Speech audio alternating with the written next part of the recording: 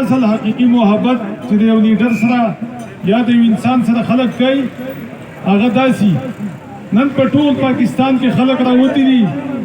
او په ټول پاکستان کې په هر تحصیل کې مظاهرې کیږي او یو نواز شریفو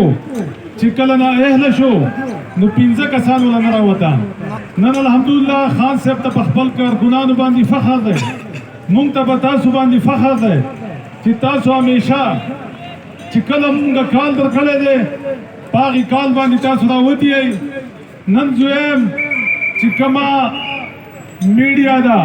چې هغه ته زه میډیا نه مافیا وایم چې لفافه میډیا ده هغوی خو د دې کورج نه کوي خو تاسو چې کوم سوشل اکاونټس دي په هغې باندې خپل سوشل میډیا اکاونټس باندې دا شیر کوئ ولې چې اپوزیشن پی ډي ایم چې بابر رسکم په 16 اکتوبر باندې کم شکست خوړلی دی او چې کم هغوی په مخ څپېړه خوړلې ده که هغه ټول پی ډي ایم ورسره راغونډ شي او د هغو سره د هغو هغه اقاګان راغونډ شي او په هغو سره دا ټولې ادارې راغونډې شي نو د دې په نیمه خلک نشي راغونډولی دوستانو تاسو ته پته ده دا نننۍ زمونږ احتجاجي مظاهرې چې ده دا د څه خلاف ده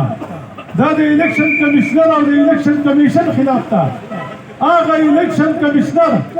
چې کوم دا نواز شریف د شهباز شریف زرخرید غلام دی هغه الیکشن کمیشنر چې د هغه زندګي د تنازعاتو نه ډکه ده هغه الیکشن کمیشنر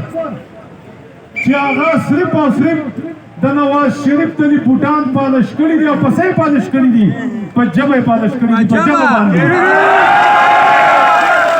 دا موږ د هغه خلاف کوو د الیکشن کمیشن خلاف کوو او چې کم حلقې کم ادارې د هغوی سپورټ کوي د هغو خلاف کوو چې د پاکستان حقیقي ازادۍ لپاره د پاکستان حقیقي لیډر ضرورت دی نن که تاسو عمران خان نااهله کوئ څه به وکړئ د عمران خان سره تاسو به څنګه اهله کوئ نن دا ټول یو یو کس چې ولاړ دی د عمران خان دی دا ټول به اهله کوئ دوستانو ما تاسو یو هفته مخکې د تېرې جمعې په ورځ ویلي وو چې موږ امن غواړو د پی ډي ایم نه اول یې په سوات کې بدنامي شروع کړې وه اوس یې په ټول ملک کې شروع کړه نو زما ته دا ووایه چې دا خلک دهشتګردۍ ته نه ځي نو څه ته به ځي چې یو منتخب لیډر او بیا ستاسو په مخ څپېړه دا ده چې هغه یو هفته مخکې تاسو نه په مخ داسې څپېړه درکړې چې